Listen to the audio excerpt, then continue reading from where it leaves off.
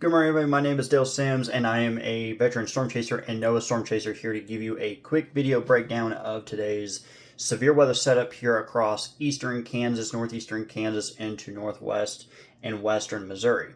Okay, so let's first take a look here at our current temperatures and dew points. The area here across Kansas, Missouri, Iowa, and Nebraska here, you can see that we have some cooler air here. Okay, we're only in the mid 60s here across Kansas, Missouri, Nebraska, and Iowa, and a little bit warmer here across eastern Iowa, where they're already hitting 70. But you can see the dew points are already in the 60s here, so it's really nice outside. Less humidity, less heat than what these areas and regions have seen in recent days.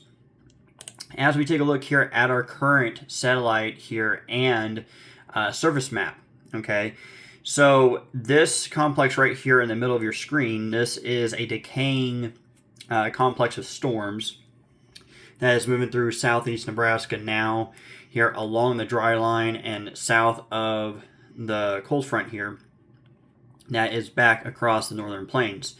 Okay, so this complex here, which we'll take a look on radar here in a second, is, again, like I said, it's decaying, it's weakening, and models do project that this is going to continue to weaken before it reaches into eastern Kansas and western Missouri here, as it's mainly moving towards east, slightly southeast.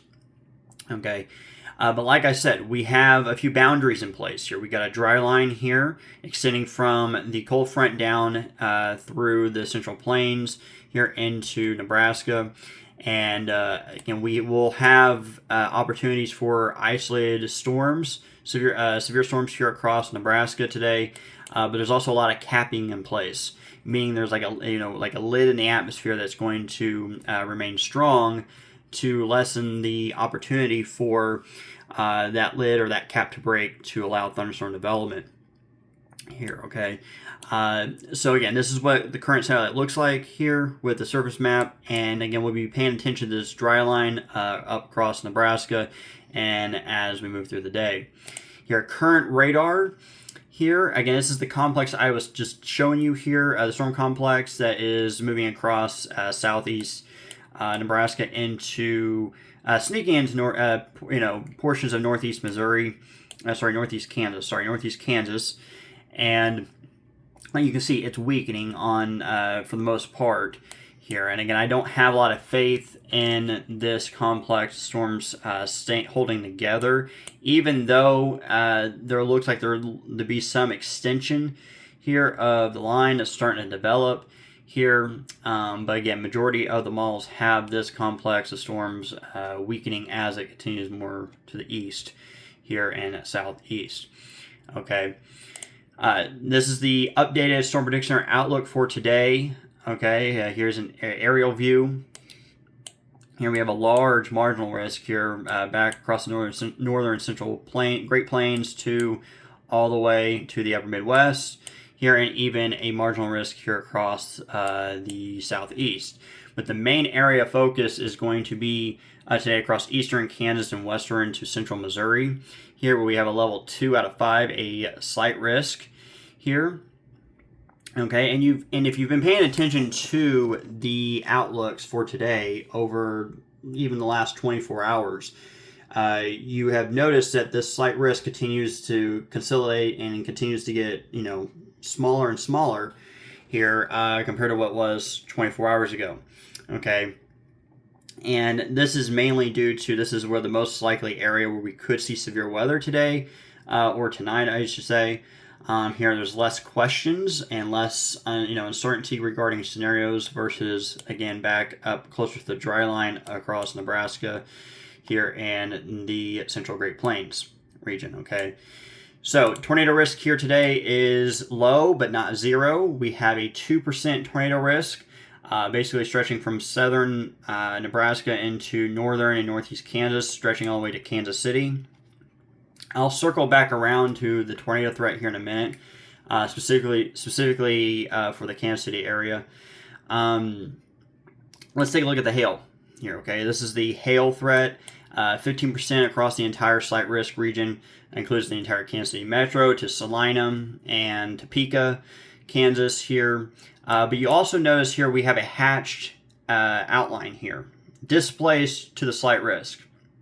Okay, for the most part. What this means is that the few supercells that may form across close to that dry line could have some isolated very large hail, 1.5 to 2 inch diameter here, but closer to the slight risk here and within the slight risk, large hail will still be possible, but those chances of very large hail, 2 inch plus diameter, has decreased. The confidence in that scenario has decreased since yesterday here. Regarding the damaging wind threat, we have a 15% damaging wind risk here across the slight risk area here, and you see we have even a larger hatched risk stretching from Kansas City all the way up into Billings, Montana here. This is one of the more quirky look intensity hatched areas I've seen since the Storm Prediction Center has implemented that into their outlooks. And again, what this means is that any storms that form within this hatched area could have some, up here from Billings, Montana here and to Nebraska, it could have some isolated, significant wind gusts up to 65 miles per hour. But the best chance for seeing significant damaging winds is going to be across the slight risk area here in yellow here, which does include the Kansas City metro. So again, that's where the best chance for damaging winds will be. Okay, so let's go ahead and take a look here at future radar. We're taking a look here at the 11Z HRRR model here, and this is at 8 p.m. tonight. Okay, and one of the reasons why I wanted to show this specific model solution here, because also since yesterday, the onset timing for the redevelopment of storms has it's gotten earlier and earlier. Okay, because we were thinking that it was going to be closer to midnight when these storms develop and move through, and now we were thinking 9 p.m. to midnight. This particular HRRR model, 11Z HRRR model, is showing as early as 7 or 8 p.m. Some supercells could fire across eastern Kansas here from Salina to Topeka, and even stretching into portions of the Kansas City metro. Here, if this were to verify here, this solution and storms popping up like this would, slightly increase the large hail risk, given how early in the evening that it is here. But then as we go through time here, and as we go to 10 p.m. here, then you see the supercells really start to explode across northeast Kansas, northwest Missouri, basically the Kansas City metro here, before it congeals more into a line here and then pushes through. Now, here is the RRFS here model run solution here for 1 a.m. And basically what we're thinking here, and what I'm thinking more specifically, is that, supercells will form initially, again, as early as 7, 8 p.m., 9 p.m., and then they will grow upscale into a line that you see here, okay? And the cold front will be pushing south from Omaha here, so these storms will be along a line as it moves along I-70 in Kansas and Missouri. And then, again, damaging winds is going to be the primary severe threat. Now, with all that being said, remember I told you I was going to circle back around to the Kansas City metro when it came to the tornado risk, because, again, this is a weak tornado risk. It's only a 2%, but it's not 0. And I can count on my hands of how many times, these kind of setups usually trigger 80 mile per hour damaging wind gusts here, or, some quick spin-ups that require the National Weather Service office in Pleasant Hill to issue tornado warnings in the middle of the night. Here, I can count on my hands many times back in April, that happened specifically to the Kansas City metro area. So yes, the tornado risk is low. An isolated weak tornado or spin-up is possible. But the main risk today across eastern Kansas and western Missouri, including the Kansas City metro, is going to be damaging straight-line winds here, 75 plus miles per hour.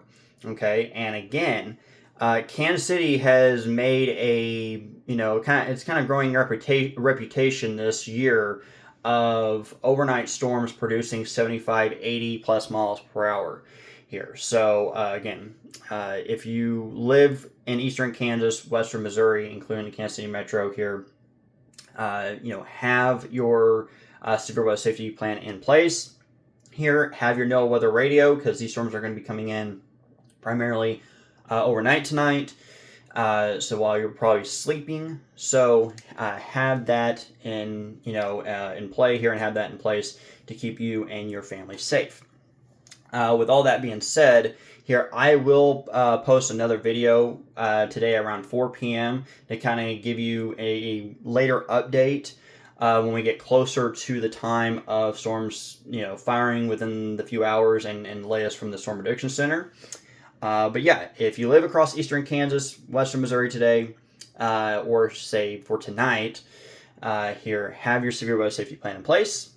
Stay weather aware. Have a way to receive severe weather alerts, watches, and warnings, because I can almost guarantee there's going to be a few severe thunderstorm watches here, but specifically one here for eastern Kansas and western Missouri later, late this afternoon and probably early this evening. It just all depends on how the atmosphere, when it starts kicking off and developing storms here. So you can follow me, if you don't already, on Twitter at DaleSamsWX2 here to stay updated on today's severe weather threat here. And I will be covering it tonight, whatever time that it does move through here, because again, we do have a significant severe risk on the table. So again, while most people are going to be sleeping. So so just wanted to point that out there. Again, video coming, a video update coming later on today at 4 p.m. here. So I'll give you more specific information as these details, the mesoscale details, continues to play itself out here through the day. Have a great day, everybody.